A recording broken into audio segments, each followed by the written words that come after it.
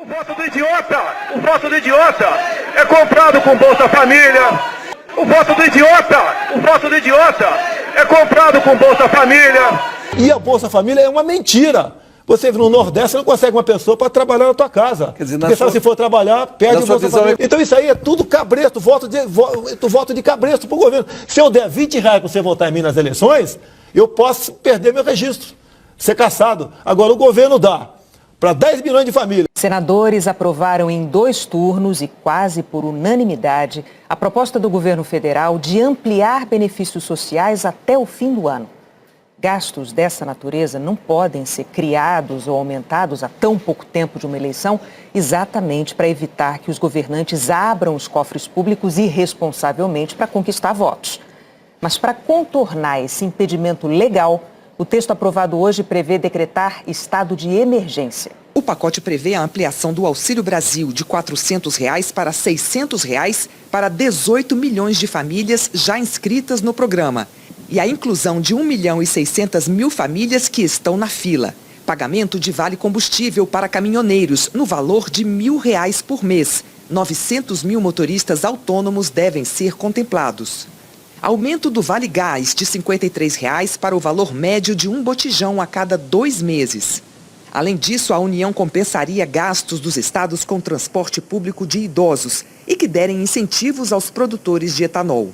Essas despesas vão ficar de fora das regras de controle fiscal, como o teto de gastos. A situação do povo é tão grave que tudo que se puder fazer pelos pobres significa comer ou não comer para milhões de famílias.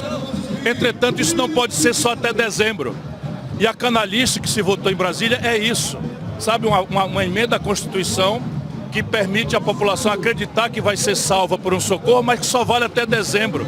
O que significa um estelionato eleitoral gravíssimo e uma violação da própria Constituição, que não pode ser emendada com tal vileza, com tal desonestidade. O que quer dizer que eu espero que o guardião da Constituição, que é o Supremo Tribunal Federal, oponha um reparo a esse absurdo.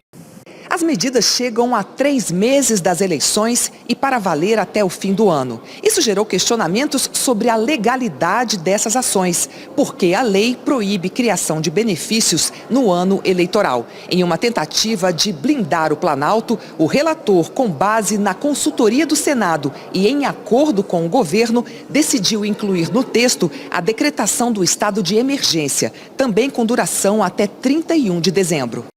Anteontem, 1 de julho, Ciro Gomes tuitou o seguinte sobre a PEC dos benefícios. Ao povo, no seu estado de penúria, não se pode negar nada. Mas não se pode colocar no seu prato de comida os restos triturados da Constituição.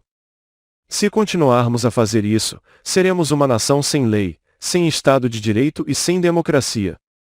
A tal PEC das bondades, que deveria se chamar PEC do desespero, PEC do fim do mundo, ou PEC da vergonha, é mais um capítulo deste festival de PECs que assola o país, com o beneplácito dos 3 poderes. Um desmantelo institucional do qual todos nós viramos vítimas e cúmplices. Temos um executivo bandido e perdido. Um legislativo acuado, cercado, de um lado, pelas labaredas de uma tragédia social, e pressionado internamente pelo rolo compressor de uma maioria oportunista. E, tão grave quanto, temos um STF que às vezes parece abdicar do seu papel de garantidor mor da Constituição, para se contentar com ativismos diversos, e permite que, aquilo que deveria ser exceção, as PECs, virem uma expressão cotidiana de politicagem. Mais uma vez, em nome dos pobres, se comete um grave desvio institucional. Em um momento em que se discute, com absoluta falsidade fática e conceitual, supostas ameaças de fraude eleitoral, acaba de ser cometida a grande fraude eleitoral destas eleições. O verdadeiro estado de emergência, em especial na sua feição institucional, existe desde a usurpação do poder por Temer. O estado de emergência política já virou o estado de emergência social há muito tempo, nas mãos de um governo corrupto, sanguinário e insensível. Agora assistimos o nascimento do estado de emergência eleitoral, filho mais novo do estado de emergência institucional, este ser que cultua e pratica a autofagia legal, onde as leis devoram umas às outras, inclusive a lei maior, que é a Constituição. O estado de emergência permite que esses benefícios sejam ampliados em ano eleitoral e afasta as regras de controle fiscal. Ou seja, o governo poderia criar gastos não previstos no orçamento sem apontar de onde vêm os recursos, seja cortando outra despesa, seja aumentando o imposto. Eu queria lembrar aqui que o governo, esse governo que aí está, Bolsonaro, nunca teve interesse em política social. Aí agora, a menos de 100 dias da eleição, ele apresenta essa PEC, uma maneira de burlar a lei eleitoral, certo? O pacote foi aprovado com 72 votos a 1 no primeiro turno e com 67 votos a 1 no segundo turno. O único voto contra foi do senador José Serra, do PSDB.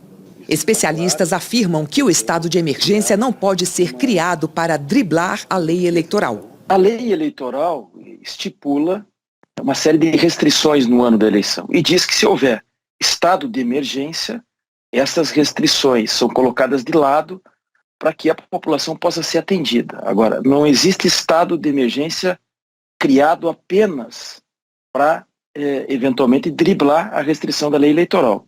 E não me parece que as condições estejam dadas para se reconhecer um estado de emergência. Bolsonaro criou o caos quando manteve a política de preços da Petrobras do Temer, quando não fez estoque reguladores de alimentos, e quando não fez uma reforma tributária para a pobre e classe média pagarem menos.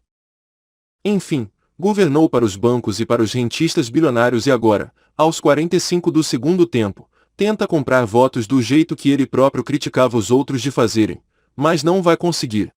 Progressividade do imposto de renda. Quando eu fui ministro da Fazenda, eu criei uma alíquota de 35% e combati a pejotização. O que diabo é isso? É aqui, o cidadão aqui em Quixeramobim, ou em Quixadão, ou em Banabuiú, ganha R$ 2.050, morre com 15% de imposto de renda na fonte. R$ 2.050, morre com 15% da renda dele na fonte. O William Bonner ganha R$1.300.000 por mês da Globo, paga 15%. E não está roubando, não. É a lei brasileira que permite que ele se apresente na Globo como pessoa jurídica. Aí, para a pessoa jurídica, neste caso, sendo claramente um trabalhador, embora muito afamado, eu cito ele como exemplo porque eu gosto de provocar o grande, para levar de volta nas costas. Então você tem que corrigir isso. Corrigindo isso, a gente acha aí mais desgraçadamente uns 50 milhões. Ou seja, dá para virar o jogo. Dá para virar o jogo sem nenhuma dúvida, mas fácil de falar, mas politicamente o que acontece? Eu estou contando essa história aqui, todo mundo achou legal, simpático. Na hora que eu for propor isso lá no parlamento, nós vamos tudo para casa falar mal dos políticos, que só querem dinheiro para roubar e não sei o que e tal, e vem o discurso que o Brasil já tem imposto demais, que a carga tributária é muito alta e o pobre repete isso. Então é um trabalho grande da gente explicar para a população que não existe almoço de graça.